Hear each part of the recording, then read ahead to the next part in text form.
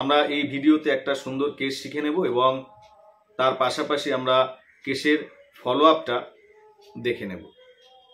এই কেসটা একটু মন দিয়ে আপনারা সবাই শুনবেন, দেখবেন আপনিও মাইন্ড টেকনিকে এরকম বড় ধরনের কেস সারাতে পারছেন। আমি কেসের ফলো আপ আপনাদেরকে তো দেখাবই, তার সঙ্গে সঙ্গে কিভাবে আমরা কেসটাকে সারিয়েছি সেটাও দেখাবো। পেশেন্ট এখনো আমাদের মেডিসিন খাচ্ছে, কিন্তু পেশেন্ট ভালো আছে। এই পেশেন্টটিকে আমি অনলাইনে দেখেছিলাম, এক ডাক্তারবাবুর পেশেন্ট। তিনি আমাকে বলেন যে স্যার আপনি আমার এই পেশেন্টটাকে দেখে দেন। আমরা অনলাইনের মাধ্যমে দেখেছি এবং আমি এবং তিনি দুজনেরই সহযোগিতায় এই পেশেন্টটি এখন অনেক সুস্থ। আপনারা নিজে চোখেই কিছুক্ষণ পরে তার ফলো আপ দেখতে পাবেন। কেসটা কি ছিল? তিনি ছিলেন একজন স্কুল টিচার, স্কুলের শিক্ষক। তার একটি পায়ে ফোড়া হয়। তো ফোড়া হওয়ার পর পেশেন্ট 15 দিন ধরে এলোপ্যাথিক ট্রিটমেন্ট নিচ্ছে। নেওয়ার পর তার ব্যথা যন্ত্রণা না কমায় ডাক্তারবাবু বলে যে আপনাকে ফোড়াটা কাটতে হবে, কাটলেই ঠিক হবে। তো সেই ফোড়াটাকে তারা কেটে পুঁজ বার করে দেয়। এটা আমরা বলি যে কাটলে, অনেক ডাক্তাররা বলে যে কাটলেই আপনার পুঁজগুলো বেরিয়ে যাবে, আর বেরিয়ে গেলেই আপনি শান্তি পেয়ে যাবেন, আপনার সমস্যা নেই। তো একটা ছোটখাটো অপারেশন হয়। তো ওষুধ দেওয়ার পর 15 দিন পর তাকে অ্যান্টিবায়োটিক দেওয়া হয় এবং আরো অন্যান্য ওষুধ দেওয়া হয়, এবং তাতেও পেশেন্টের 1 মাস ধরে ঘা শুকাচ্ছে না। 1 মাস হয়ে গেল, সে অ্যান্টিবায়োটিক খাচ্ছে, বিভিন্ন রকম ঔষধ খাচ্ছে, কিন্তু তার পায়ের ঘা ঘাই রয়ে গেছে এবং আরো খারাপ থেকে খারাপের দিকে যাচ্ছে। তখন তিনি তিনি হসপিটালে দেখাচ্ছিলেন মনে হয়। তো তিনি সেই ডাক্তারবাবুর সঙ্গে কনসাল্ট করে। তিনি বলে যে তার পায়ের অবস্থা দেখে বলে আপনার হয়তো এখানে কোনো ক্যান্সারের জাম থাকতে পারে, আপনি ইমিডিয়েট এই পরীক্ষাগুলো করে আনুন, আর আবার আপনার অপারেশন করতে হবে। তখন স্কুল মাস্টার ভয় পায় এবং ভয় পেয়ে ওই ডাক্তারবাবুর শরণাপন্ন হয়, এবং ওই ডাক্তারবাবু তখন আমাকে বলেন স্যার দেখুন, এবং আমরা দুজন মিলেই দেখেছিলাম। তো কেসটা প্রায় 1.5 মাস ধরে, এই কেসটাতে 1.5 মাস ধরে পেশেন্ট কষ্ট পাচ্ছিল। তো পেশেন্টের অবস্থা সত্যি ভয়ানক ছিল। তো পেশেন্ট আমাদের চেম্বারে যখন আসে, তখন আমি যখন অনলাইনে দেখছি, তখন আমি স্যারকে বললাম আপনি ভিডিও কল করুন, এবং ভিডিও কলে আমি পেশেন্টকে দেখি। পেশেন্ট বলছে স্যার আমি একটি খুব সমস্যার মধ্যে রয়েছি, আমার এরম সমস্যা হয়েছে, এই করেছি, তারপর থেকে আমার কিছুতেই ঘা শোকাচ্ছে না। আবার ডাক্তারবাবুরা আমাকে অপারেশনের কথা বলছে।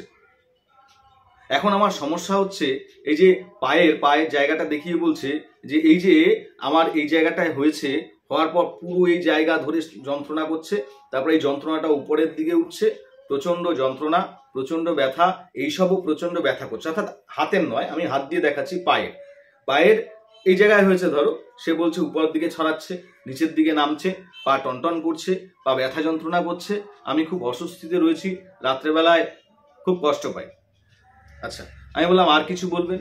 পেশেন্ট বলছে আমি এলোপ্যাথিক ডাক্তারকে প্রায় 1.5 মাস ধরে দেখালাম, কোনো সুরাহা হচ্ছে না, কোনো কাজ হচ্ছে না। তো এই জন্য ভাবলাম যে একবার আপনাদের শরণাপন্ন হই। আমি এই স্যারের কথা শুনলাম, শোনার পর আমি চলে আসলাম। তাই আমি বললাম যে এলোপ্যাথিক আপনি হসপিটালে দেখালেন, সেখানে ডাক্তারবাবুরা 1.5 মাস ধরে এরকম একটা কেস সারাতে পারলো না, আমরা কি সারাতে পারবো? তো তখন রুগী বলছে দেখি না একবার কি হয়, হোমিওপ্যাথি খেয়ে দেখা যাক, একবার তো হোমিওপ্যাথি ট্রাই করে দেখতে পারি, এই জন্য আপনাদের কাছে এসেছি। আমি বললাম আচ্ছা ঠিক আছে, আর কিছু বলবেন? পেশেন্ট বলছে যে ডাক্তারবাবু আমার প্রচন্ড টেনশন হয় এই নিয়ে। ওই ডাক্তাররা বললেন যে এখান থেকে কোনো সমস্যা হতে পারে, বিভিন্ন পরীক্ষা দিল, বিভিন্ন রকম টেস্ট দিল, এই নিয়ে টেনশন হচ্ছে। আমি টেনশনটা কি, ভয়টা কি? পেশেন্ট বলছে ডাক্তারবাবু ভয় হয় সবাই, যেটা সবার মনের মধ্যে সেটা তো জানেনি। আমি বললাম না আপনি বলুন না। পেশেন্ট বলছে যে আমার এখান থেকে আবার ক্যান্সার না হয়ে যায়। ডাক্তারবাবু ক্যান্সারের কথাই যেন বলছিলেন, আমার যেন আবার ক্যান্সার হয়ে যায়, আমার তো এখন প্রচন্ড ভয় লাগছে। ডাক্তারবাবু এমন একটা ওষুধ দিন একটু যেন তাড়াতাড়ি আমার এই সমস্যাটা কমে যায়, আমি 1.5 মাস ধরে খুব কষ্টের মধ্যে আছি ডাক্তারবাবু। জাস্ট এইটুকু কেস ছিল, আর এই কেসের উপরে আমরা ওষুধ দিই এবং মিরাকেলি পেশেন্টটা সুস্থ হয়ে যায়। তাহলে এই কেসটায় আমরা কিভাবে এগিয়েছিলাম সেটা বলবার আগে আপনাদেরকে আমি দেখাচ্ছি ফার্স্ট ভিজিট, সেকেন্ড ভিজিট এবং থার্ড ভিজিটের ফলো আপ। আপনারা দেখুন নিজে চোখে, দেখার পর কেসটা আমি বর্ণনা করছি যে আমরা কি মেডিসিন এখানে অ্যাপ্লাই করেছিলাম। দেখুন,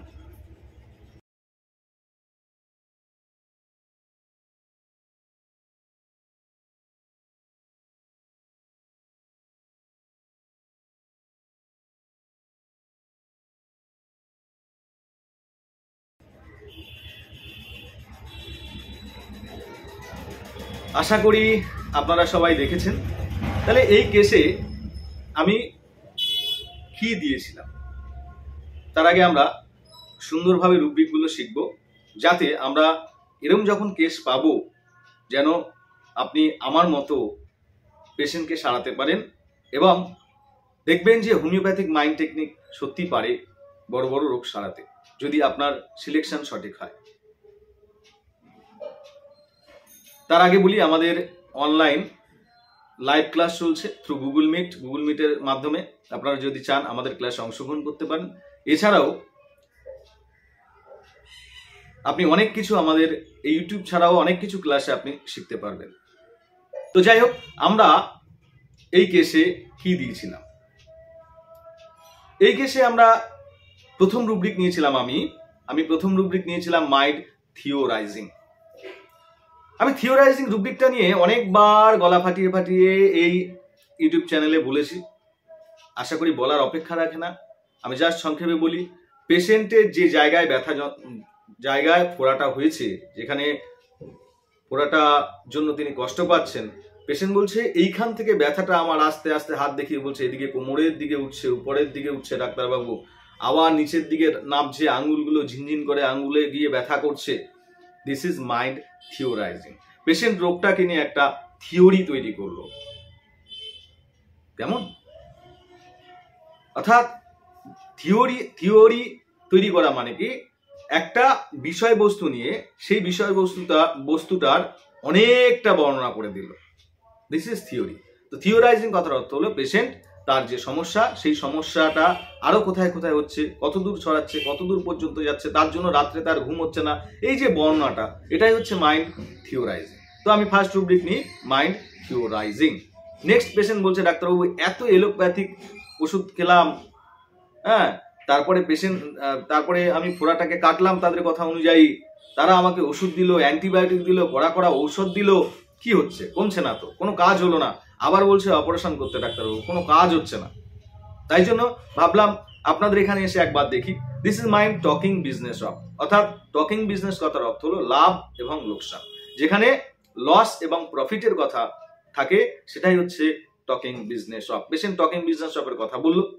আর নেক্সট পেশেন্ট বলছে দেখি না, এলোপ্যাথিতে তো কমেনি, যদি হোমিওপ্যাথিতে একবার কমে ট্রাই করে দেখি না। This is mind gambling passion for gambling. Gambling passion for gambling কথার অর্থ হলো পেশেন্ট একবার জুয়া খেলে দেখছে, একবার দেখি না কি হয়।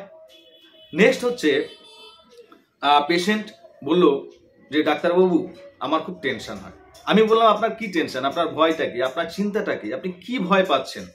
পেশেন্ট বলছে ডাক্তারবাবু 1.5 মাস ধরে আমার এই সমস্যা, 1.5 মাস হয়ে গেল, একটুও কমছে না, আরো তো দিনে দিনে আমার সমস্যা যেন বাড়ছে। আমার এখন ভয় লাগছে আবার না এখান থেকে সত্যি সত্যি ক্যান্সারই হয়ে যায়, যা মানুষ ভয় পায় আর কি। আমার তো ভয় লাগছে। তাই এখান থেকে আপনি একটা সুন্দর রুব্রিক ব্যবহার করতে পারেন, mind fear disease of impending. Fear কথার অর্থ হলো ভয়, ডিজিজ মানে হচ্ছে রোগ, অফ ইম্পেন্ডিং কথার অর্থ হলো আসন্ন। দেখুন এই রুব্রিকটা আমি একটা মন্ত্র আপনাদেরকে দিয়ে দিচ্ছি, এটা যদি মনে রাখতে পারেন এই রুব্রিকটা সব কেসে আপনি ইউজ করতে পারবেন। ইম্পেন্ডিং কথার অর্থ হলো আসন্ন। আমি বলতে চাইছি ইম্পেন্ডিং কথার অর্থ হলো থ্রেটেনিং ডিজিজ। কি বললাম? ইম্পেন্ডিং কথার অর্থ হলো ইম্পেন্ডিং সমান সমান থ্রেটেনিং ডিজিজ। অর্থাৎ যে রোগগুলো আমাদের জীবনের জন্য খুব হানিকর, আমাদের জীবন নিয়ে নিতে পারে, আমাদের এক নিমেষে জীবন শেষ করে দিতে পারে, সেই রোগকে বলা হয় ইম্পেন্ডিং ডিজিজ। অর্থাৎ এমন একটা আসন্ন রোগ আমার হতে যাচ্ছে, এই ভয়টা পাচ্ছি যে এর আর সারার নয়, যেমন ক্যান্সার, একবার মানুষের ক্যান্সার হলে তার জীবনকে শেষ করে দেয়। তো বড় বড় রোগ, যখন বড় বড় রোগের আশঙ্কা পেশেন্ট করবে, যে রোগগুলো আমাদের লাইফের জন্য থ্রেটেনিং ব্যাপার হয়ে দাঁড়ায়, তখন আমরা নেব mind fair disease of impending. Fair মানে ভয়, ডিজিজ মানে রোগ, অফ ইম্পেন্ডিং মানে আসন্ন, অর্থাৎ থ্রেটেনিং ডিজিজের ভয় পাচ্ছে, লাইক ক্যান্সার। কেমন? আর লাস্ট রুব্রিক নিয়েছিলাম, পেশেন্ট বলছে ডাক্তারবাবু একটু তাড়াতাড়ি কিছু করুন, যাতে আমার এই সমস্যাটা কমে যায় তাড়াতাড়ি, আমি খুব সমস্যায় আছি, আমার খুব টেনশন হচ্ছে, এই নিয়ে ভয় হচ্ছে। This is mind carried desire to be carried fast. Patient আমার ওষুধের দ্বারা বা আমার দ্বারা তাড়াতাড়ি বাহিত হতে চাইছে, তাড়াতাড়ি যাতে মুক্তি পেতে পারে তার রোগ থেকে, তার কষ্ট থেকে, এই জন্য সে তাড়াতাড়ি ভালো হওয়ার কথা বললো। This is mind carried desire to be carried fast. এই গোটা 4-5 রুব্রিক নিয়ে আমি পেশেন্টকে আর্সেনিক অ্যালবাম 0/1 15 ডোজেস দিই, অর্থাৎ 15 ডোজ খেতে বলি সকাল বিকাল করে। পেশেন্টকে 10 দিন পর আসতে বলা হয় এবং 10 দিন পর এসে বলছে ডাক্তারবাবু কিছুই তো বুঝতে পারছি না, আমার প্রচন্ড টেনশন হচ্ছে, কোনো তো কাজ হচ্ছে না। আমি বললাম ওয়েট অ্যান্ড ওয়াচ, স্যার আমাদেরকে একটু সময় দিন, সময় না দিলে আমরা কিভাবে আপনার কেস সারাবো। বলছে ঠিক আছে স্যার। পেশেন্টকে আমরা কাউন্সিলিং করি এবং কাউন্সিলিং করার পর আমরা পেশেন্টকে 0/2 আর্সেনিক 10 ডোজ দিই। 10 ডোজ মানে 10 ডোজেস দেওয়া হয় প্রতিদিন সকালবেলায় খালি পেটে, এবং তার সঙ্গে PTRS চলতেই থাকে। এবং পেশেন্টকে 0/2 খাওয়ার পর বলি 20 দিনের মাথায় আপনি আসুন, মানে আরো 10 দিন পর। পেশেন্ট 10 দিন পর, অর্থাৎ যখন তিনি 3rd ভিজিটে আমাদের চেম্বারে আসলেন, তখন তার অনেক কমে গেছে, আপনারা যেটা দেখতে পাচ্ছেন।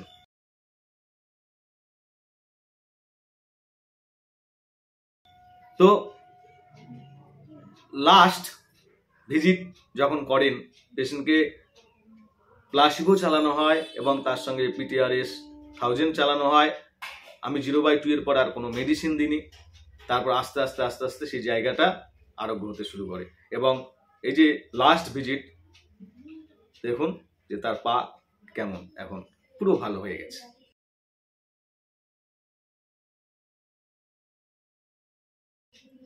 তো এটাই ছিল আর্সেনিকের কেস। আশা করি আপনারা আর্সেনিক বুঝেছেন, আপনাদেরকে আমি আর্সেনিক বোঝাতে পেরেছি। তো এইভাবে মাইন্ড টেকনিকে ওষুধ সিলেকশন করতে হয়, এবং আমাদের ভিডিওগুলো দেখে যদি আপনার মনে হয় যে না, মনে দাগ কাটছে, ভালো লাগছে, অবশ্যই আপনার আরো বন্ধু বান্ধবকে শেয়ার করুন যারা মাইন্ড টেকনিকটিকে শিখতে চাইছে।